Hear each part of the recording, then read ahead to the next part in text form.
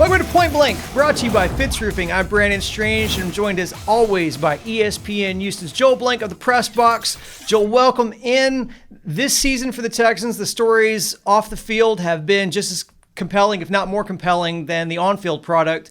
And one of the remarkable things about this offseason is the sheer number of head coaching opportunities that are going to be open. As of now, there are officially 3 openings, with the Houston Texans being one of those. But there could be as many as 9 head coaching vacancies realistically after the season's over with. And so there's a lot of dialogue about that going on. And over the past few days, both Keyshawn Johnson and Peter King both have come out and said that they rate the Texans as the best head coaching opportunity in the league.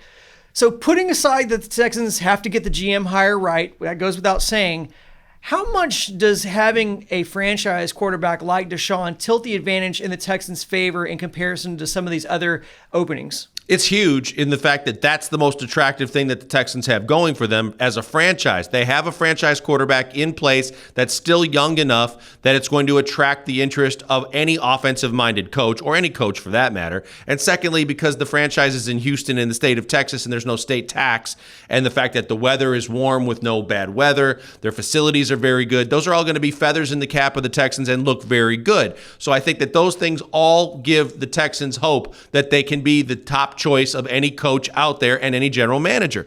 On the negative side of the ledger that you have to weigh in is you're in cap hell, and you've overpaid a ton of players, and you still have another one that you have to deal with in a fan favorite in J.J. Watt in the offseason. And the fact that, at least for this coming draft, you don't have draft picks, whereas most of the teams that are going to be searching for a new head coach are going to have one, if not multiple, first-round picks, and that sets you back even more. So that's where you start weighing the ledger and going, I've got this, but I also have that. And does that make the Texans the top of the list, or does it bring them down a few notches based on some of the limitations financially and with draft picks? I want to talk to you about one team in one of these positions that's going to be open, we assume is the New York Jets. And that's an interesting conversation because there's been some debate over whether that's a more desirable position just because of all those things on the ledger that you talked about. Draft picks, they're likely going to draft Trevor Lawrence and then have cap room that you talked about. So it's all these things that a new coach would want to shake that proverbial Etch-a-Sketch on a team. But they are the Jets, right? I mean, they're still the Jets and they still have their reputation. The Texans don't have any of those things, like we've said, but they do have that franchise quarterback, which O'Brien, he did drag the Texans' reputation through the mud, but it's still not the Jets, right?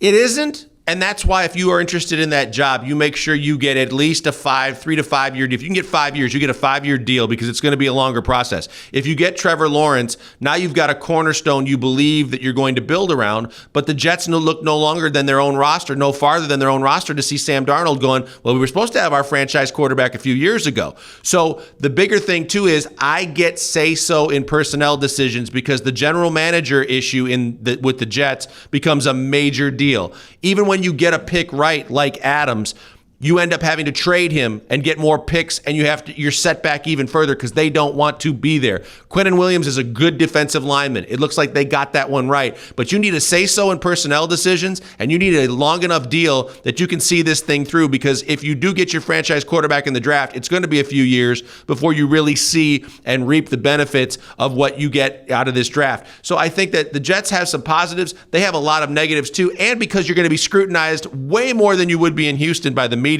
being in New York City, that's a huge issue for any coach taking that job. We've seen with Adam Gase, that's not a market that's made for an Adam Gase. That's made for a very high type A personality that's going to be able to give out as much as he takes in return from the media, and realizes that if he says things the right way and puts his foot down, he can get away with it in New York, but he's going to be scrutinized. Some guys are made for it, some guys are not. The bright lights may be too bright for a lot of those coaching candidates. It's definitely a good point. I think market has a lot to do with it too, and kind of those conditions.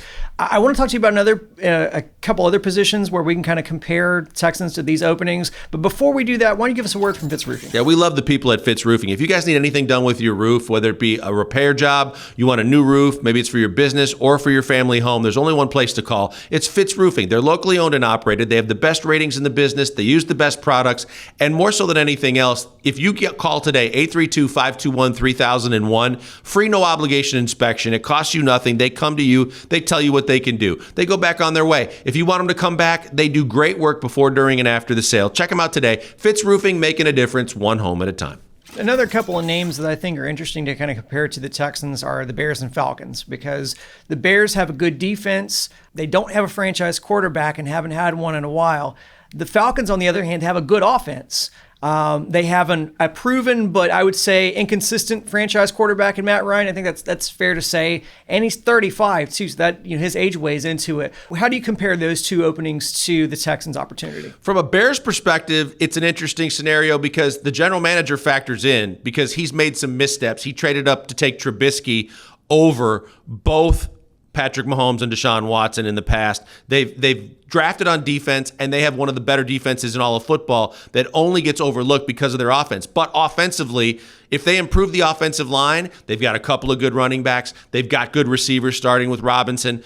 They've got a lot of weapons that seem like they're closer to turning it around quickly. And that's the case in both teams that you brought up, Brandon. If you want to think that you can win quickly as a new head coach in this league, then you look at these two scenarios and say, well, from a Bears perspective, I think they're the closest on both sides of the football. From an offensive perspective, if my win now mentality is in place, then I see Julio Jones, I see Matt Ryan, I see a lot of weapons that I can work with, and I say maybe in the next 1 to 2 years, if I think this team is capable of putting it all together on defense, I take that risk. But other than that, I don't think their defense is that close. I don't think that they're going to be competing for a championship anytime soon. And as you mentioned, I think Matt Ryan is already kind of over the hill, and he's not going to be able to be there that long. And I don't think the franchise is tied to him as much anymore. And Julio Jones just doesn't seem to be in it for the long haul unless they have a chance to win it, and maybe best being playing elsewhere, and maybe you try and make that trade. So I don't think Atlanta's that attractive. I think Chicago is, but the question is,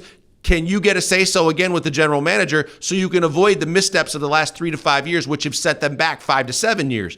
Those are big questions that have to be answered before I sign on the dotted line for any length of time with either one of those two teams, but particularly for the Bears. And who's your wild card? Lastly, who's your wild card position where you think it's going to be an opening after the season's over with, and they could be a contender for a big time head coach? To me, it's easily the Los Angeles Chargers. You got a brand new stadium, you've got state of the art facilities. Maybe you're worried about the fan support, but with winning, they probably will come around. But you've got a franchise quarterback if you believe that Justin Herbert, in a small sample size, has shown you enough to believe he's the real deal. And in most people you talk to's eyes, he is the real deal. You also have weapons on both sides of the football. You still have a Keenan Allen. You've got an Austin Eckler. You've got skill. You've got Mike Williams. You've got skilled players on the offensive side of the football. You can enhance the offensive line a little bit in the draft. You have your draft picks.